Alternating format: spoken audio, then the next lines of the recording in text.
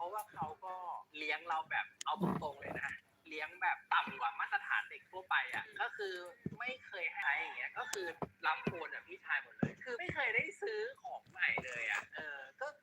แล้วบางทีแบบพี่มันซื้อแบบนี้เราไม่ชอบเงี้ยเราก็ต้องใช้ของเขาต่อแต่คือพ่อแม่ก็จะให้เหตุผลว่ามันไม่เสียจะซื้อทำไม